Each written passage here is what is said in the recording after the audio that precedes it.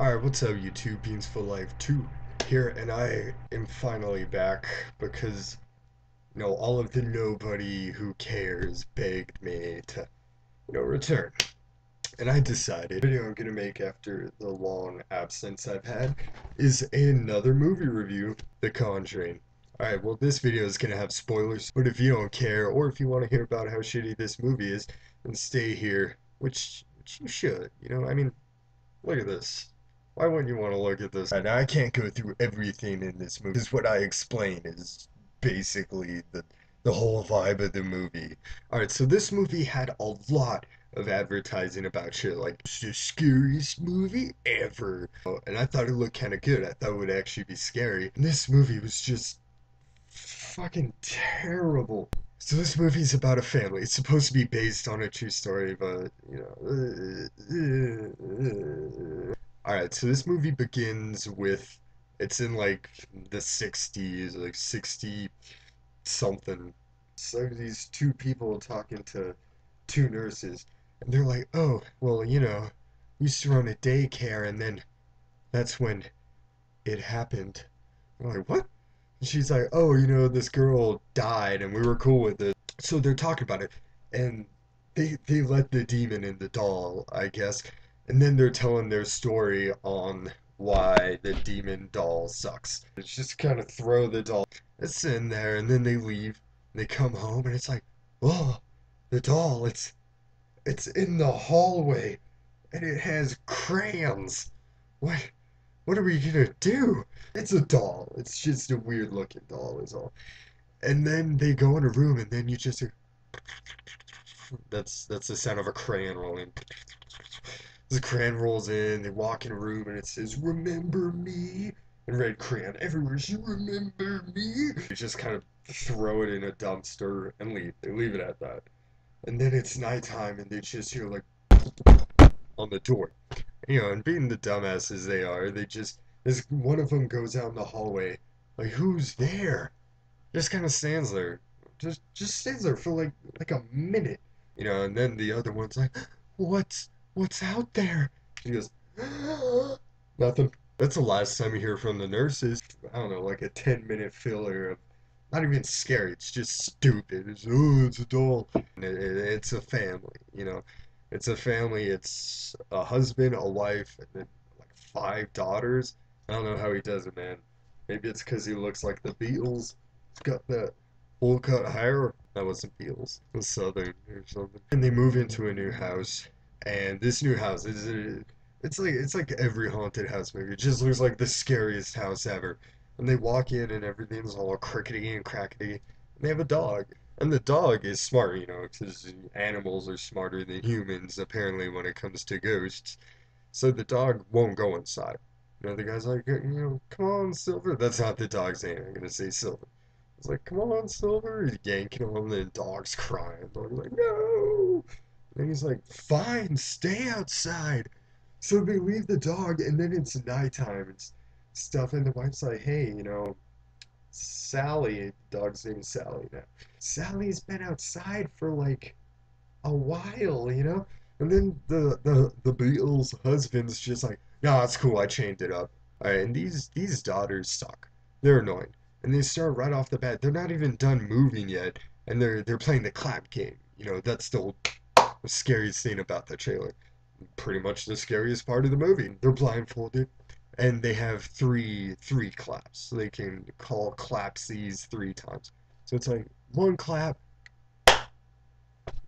two clap, and they're playing that. And one of them's hiding. She's like, "Ugh." She doesn't see her. She goes in the closet, and this girl's just in the corner of the closet. She's like, three claps, just. And this bitch does not fuck around when it comes to hide and seek.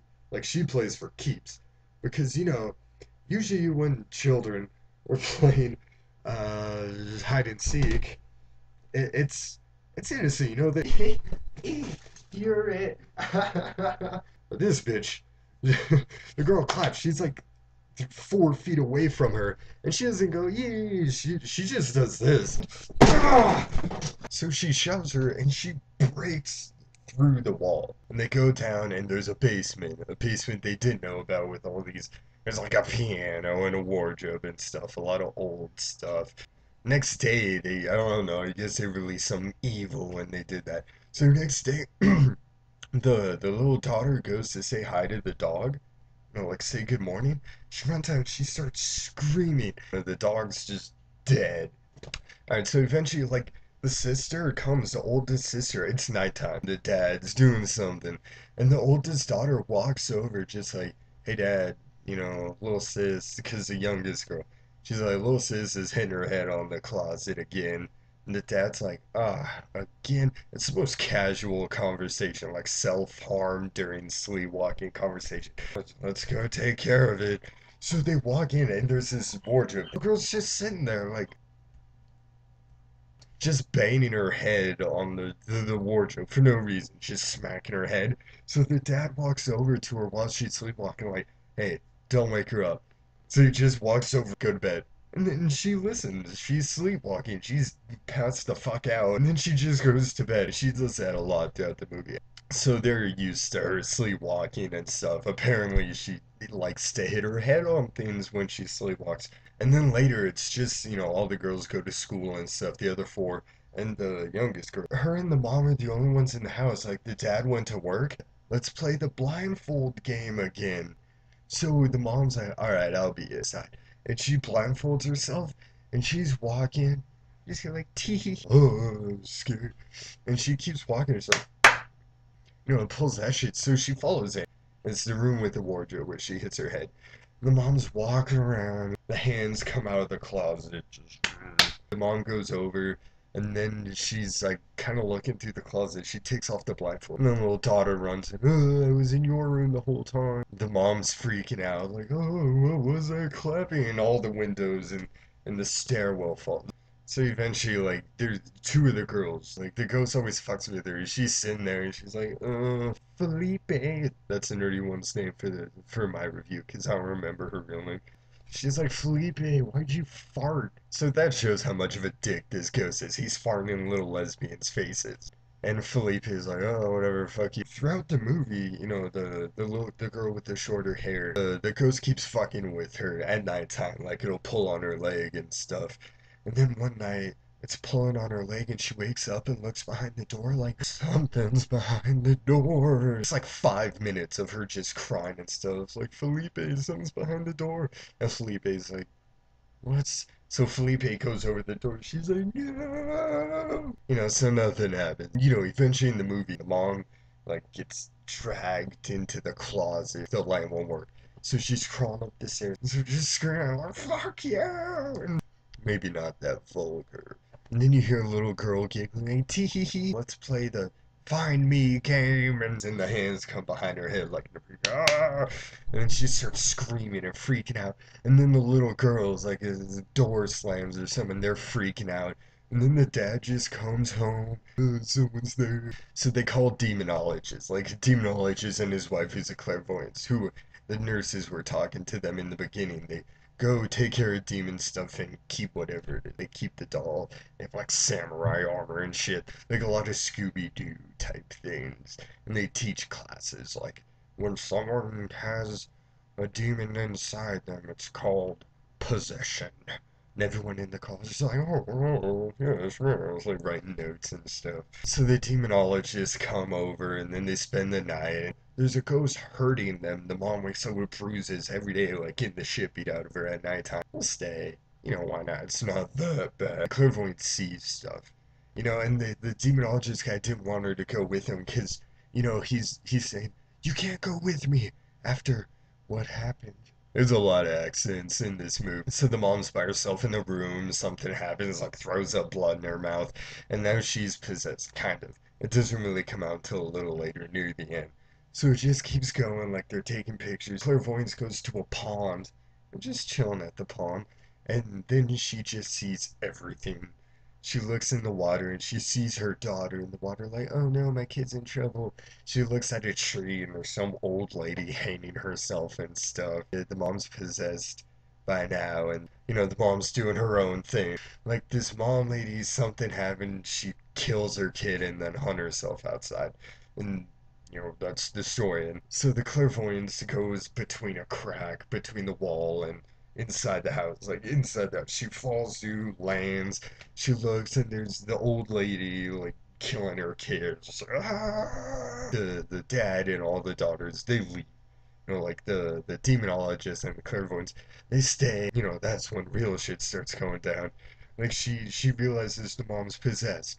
So then, the kids call him at the hotel, and they're like, "She took the kids. She took the nerd and the little Beatles girl. Like she just came and like kidnapped them. She takes the youngest kid and one of the other ones. She wants to kill the youngest kid. They're just like, she came, didn't say a word, and just took the kid. And then they're like, oh no, she's possessed. She's got like the ugly face and all. She's like throwing up and shit. And they don't want her to kill the kid. So they get her, they tie her to a chair. They like handcuff her to a chair. And she's like, oh, let me out, whatever. Your mom's stuck in hell. So then they go and they want to get an exorcism, but the priest is like, gotta get it cleared with the Vatican. People are gonna die, but the Vatican's gotta give us the thumbs up. So then you find out the lady, the clairvoyant, she got hurt during the exorcism, and the demonologist is like, I'll do it. So he gets the Bible and stuff, and he starts reading it, and the lady's freaking out, like, ah. The husband, the Beatles, he's just like, leave my wife alone. She's got like the demon man voice. She's in the air blanket over her so she can't see, and they're like holding her down. That's my demon wife. So the demon lady gets free. She finds the little girl. She's gonna try to kill her. She has a knife and stuff, but nobody can reach her. So everyone's trying to talk her back to not being possessed. Fight it! You can do this! And she's like, "Ugh." It's mom versus a demon. The clairvoyant is like, remember the beach? And then and she comes back to life. And then they get her. She's apologizing to the kid. If my mom almost murdered me, it would take a little longer than like 3 hours to forgive her. That's pretty much in there. I had to thanking the demonologist. Their daughter almost gets killed. Their daughter almost gets killed too, but she gets out of it. They make it just in time. Nobody dies. They do all that, and that's the end of the movie. This movie, I give it 0 Beatles husbands out of 10. I think it's terrible. Don't bother. See something else. Just lose hope in scary movies. All right, I'm Beans for Life 2. Peace out. Don't see the movie. I'm gonna be making more reviews in the future. It's pretty fun.